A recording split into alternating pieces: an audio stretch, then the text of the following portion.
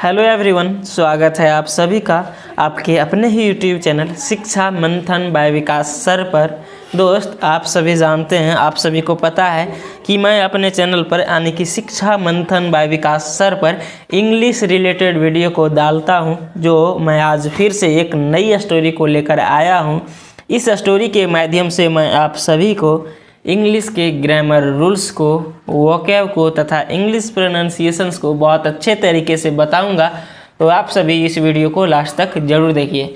जो भी बच्चे को इंग्लिश बेसिक से यानी कि 0 से सीखना है, उसके लिए ये वीडियो बहुत ही मस्ट होगी, क्योंकि मैं इस वीडियो में हर एक वर्ड का हिंदी मीनिंग, साथ ही उसका करेक्ट प्रोनाउंसिएशंस और उसके ग्रामेटिकल रूल को भी बताऊँगा। तो चलिए मैं शुरू करता हूँ बिना देरी किए हुए।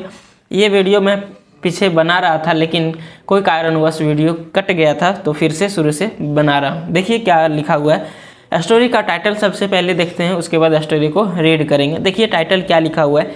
टाइटल जो लिखा हुआ है वो है the ant and the grasshopper. देखो, एंट मतलब होता है चिट्टी, है ना। एंट मतलब क्या होता है? चिट्टी। और ग्रासहॉपर मतलब लिखा हुआ है टिड्डा। ग्रासहॉपर मतलब क्या होता है? टिड्डा। देखिए भाई, आप यदि इंग्लिश को सीखना चाहते हैं तो आपके लिए जो सबसे मोस्ट इम्पॉर्टेंट चीज़ है, तो आपको कम से कम आपको वर्ड आना चाहिए, है ना।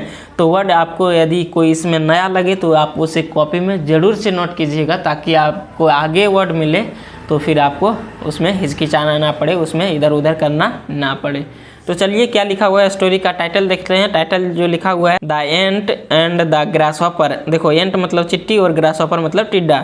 तो चिट्टी और टिड्डा, ये जो स्टोरी है वो किसके किसके बीच है? तो चिट्टी और टिड्डा के बीच की कहानी है। देखते हैं स्टोरी को पढ़ के क्या लिखा हुआ है। One cold Frosty day in the middle of winter. देखिए क्या लिखा हुआ है। वन कोल्ड, कोल्ड मतलब होता है ठंडा, तो एक ठंडा फ्रॉस्टी डे, फ्रॉस्टी डे मतलब होता है ठंड के दिन। इन द मिडिल, मिडिल मतलब होता है बीच में, ऑफ विंटर, विंटर मतलब सर्दियों, विंटर मतलब क्या होता है? सर्दियों के बीच में एक ठंड या फिर ठंडे दिन। Colony of ants. देखो, कॉलोनी, कॉलोनी मतलब क्या हो जाएगा? कॉलोनी मतलब यहाँ हो जाएगा समूह। कॉलोनी मतलब वो कॉलोनी नहीं जो घर वगैरह वाला बताते हैं, वो कॉलोनी नहीं। यहाँ कॉलोनी का जो मीनिंग हो जाएगा वो चींटियों के समूह के बारे में बताएगा। तो कॉलोनी ऑफ एंट्स मतलब चींटियों के समूह वाज बिजी, क्या थे? व्यस्त थे। ड्राइंग आउट, ड्राइंग आउट, देखो ड्राई आउट मतलब होता है सुखाना, तो ड्राइंग आउट सुखाने में सम ग्रेन्स ऑफ कॉर्न्स। देखो ग्रेन्स, ग्रेन मतलब होता है अनाज, ग्रेन्स मतलब भी, ग्रेन मतलब अनाज भी होता है और दाने भी होता है। ग्रेन्स जो आया है यहाँ दाने के लिए यूज होगा। तो क्या सुखाने में बिजी था? तो सम ग्रेन्स ऑफ कॉर्न मतलब कुछ मकई के, कॉर्न मतलब होता है मकई, तो कुछ मकई के दानों को वो जो चिट्टी थे वो सुखाने में व्यस्त थे। विच जो had grown damp during the wet autumn weather. देखो विच मतलब जो हैड ग्रोन डैम्प, जिसमें नमी हो चुका था, जिसमें नमी पड़ चुका था। ड्यूरिंग मतलब दौरान, द वेट ऑटम वेदर। देखो वेट मतलब होता है गिल्ले, ऑटम, ऑटम मतलब क्या हो जाएगा? शरद ऋतु के मौसम में, जो शरद ऋतु के मौसम के दौरान उसमें जो थोड़ा सा गिल्ला हो चुका था, उसको सुखाने में चिट्टी सब क्या थे? व्यस्त थे। नेक्स्ट देखते हैं हम लोग। देखिए क्या लिखा हुआ, आ हाफ डेड ग्रासहॉपर। देखिए भाई, आपको यदि वर्ड नहीं आता है तो प्लीज़ वर्ड को ज़रूर से लिखिए, तभी आप जो है सो इंग्लिश को इम्प्रूव कर सकते हैं। हाफ, हाफ मतलब होता है आधा, आधा। हाफ मतलब क्या होता है? आधा। डेड, देखो डेड मतलब होता है मरा हुआ, तो एक आधा मरा हुआ ग्रासहॉपर, ग्रासहॉपर यानी कि टिड्डा, एक आधा मरा हुआ टिड्डा। With cold and hunger. देखो विद कोल्ड, इसको विथ भी पढ़ते हैं, विद भी पढ़ते हैं। तो विथ कोल्ड यानी कि ठंड से, एंड हंगर और किससे? और भूख से, ठंड से और भूख से। Came up to one of the ants. देखो कैम अप, देखो क्या होता है? होता है कम अप मतलब होता है आना, क्या होता है? आना। तो कैम अप जो है सो वर्ब की सेकंड फॉर्म है। तो कैम अप आए to one of the ants मतलब चींटियों में से एक के पास। वन जो दिया है इसका मतलब एक हो जाएगा, और एंड्स मतलब जो चींटियों, तो चींटियों में से एक के पास आया एंड यानी कि और बेग्ड, देखो बेग मतलब होता है भीख मांगना, बेग्ड जो है सो ये सेकंड फॉर्म है, और भीख मांगे टू गिव इट इसे देने के लिए अ पीस और टू मतलब एक पीस या 2 piece from their store of corn मतलब मकई के स्टोर यानी कि क्या हो जाएगा जो वहाँ जगह जो स्थान होता है रखने का भंडार कह सकते हैं, क्या चीज़ भंडार। तो जो कॉर्न के भंडार थे उनमें से 1 या 2 पीस देने के लिए उसने भीख मांगे टू सेव इट्स लाइफ अपने जीवन को बचाने के लिए, है ना, अपने जीवन को बचाने के लिए उसने 1 या 2 पीस उससे भंडार से उस भंडार से मांगे। किसने मांगे? टिड्डा ने मांगे, है ना, टिड्डा जो था उसने मांगा। द एंट सेड, देखो द एंट यानी कि चिट्टी, सेड चिट्टी ने कहा, क्या कहा? We worked day and night, we worked हम लोगों ने काम किया, डे एंड नाइट दिन रात, हम लोगों ने क्या किया? हम लोगों ने दिन रात किया काम किया, हमने दिन रात काम किया टू गेट दिस कॉर्न इन इस कॉर्न को इस मकई को पाने के लिए, दिस यानी कि यह कॉर्न इन मतलब मकई को पाने के लिए, गेट इन देखो गेट मतलब होता है पाना, तो इस मकई को पाने के लिए मैंने या फिर हमने दिन रात मेहनत की। Why should I give it to you, why should I give मुझे क्यों देना चाहिए, शुड लगा हुआ है यानी कि चाहिए, तो मैं क्यों दूं या फिर मुझे क्यों देना चाहिए, इट यानी कि इसे, टू यू इसे आपको, इसे मैं आपको क्यों दूं या फिर मुझे क्यों देना चाहिए। What were you doing आप क्या कर रहे थे ऑल लास्ट समर पूरे गर्मियों के दिन, पिछली पूरे गर्मियों के दिन आप क्या कर रहे थे, when जब you should have been gathering your food, देखिए आप क्या कर रहे थे when जब you should have been gathering जब आपको इकट्ठा करना चाहिए था, गैदर मतलब क्या होता है? इकट्ठा करना, तो जब आपको इकट्ठा करना चाहिए था, देखिए क्यों चाहिए था, क्योंकि शुड हैव लगा हुआ है, इसका मतलब चाहिए था, जब आपको इकट्ठा करना चाहिए था योर फूड यानी कि अपना खाना को, पूरे गर्मियों के पिछले पूरे गर्मियों के दिन आप कहाँ थे जब आपको क्या करना था, पिछले जो अपने खाना को इकट्ठा करना था। Oh I didn't have time for things like that, देखो oh I didn't have time मेरे पास समय नहीं था, फॉर थिंग्स लाइक डैट मतलब ये सब चीज़ करने का, ओह मेरे पास ये सब चीज़ करने का, इस तरह के काम करने का मेरे पास समय नहीं था, है ना। देखो आई डिडंट हैव टाइम मतलब मेरे पास समय नहीं था, फॉर थिंग्स लाइक मतलब के जैसा, डैट मतलब इस तरह के काम करने के जैसा मेरे पास समय नहीं था। सेड द ग्रास हॉपर किसने कहा? ग्रास हॉपर ने कहा। I was far too busy singing to carry corn about, देखो इसका मतलब क्या हो जाएगा, I was far too busy मैं इतना व्यस्त था, सिंगिंग गाने में, टू कैरी कॉर्न अबाउट की जो है सो मैं ढो नहीं सकता था, किसको नहीं ढो सकता था, कॉर्न अबाउट यानी कि मकई को।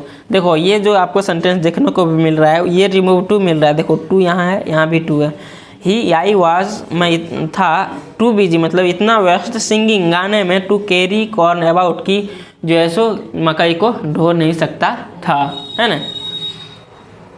तो यहाँ तक आप सभी को बहुत अच्छे तरीके से समझ आ गया होगा। देखते हैं आगे हम लोग आगे का सेंटेंस क्या है।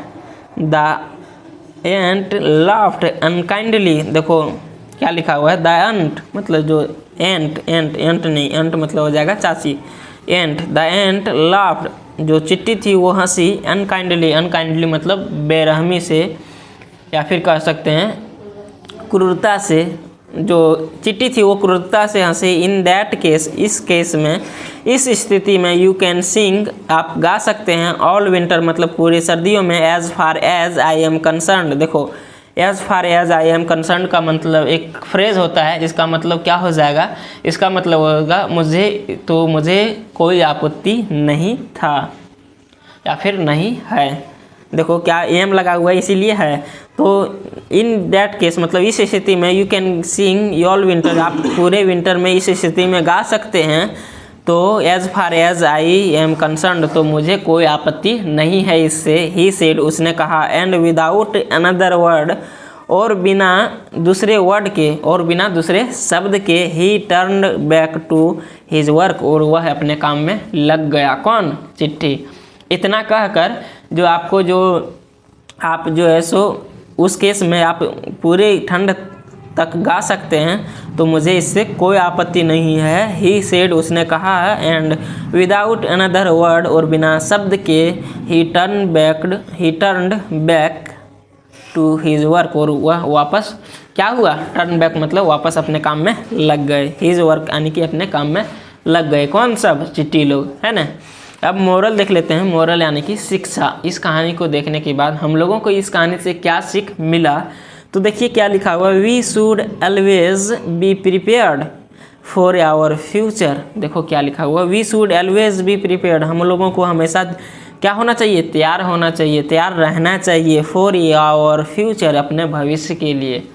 अपने भविष्य के लिए हम लोगों को हमेशा प्रिपेयर्ड रहना चाहिए, तैयार रहना चाहिए कि आगे हम लोग क्या करेंगे।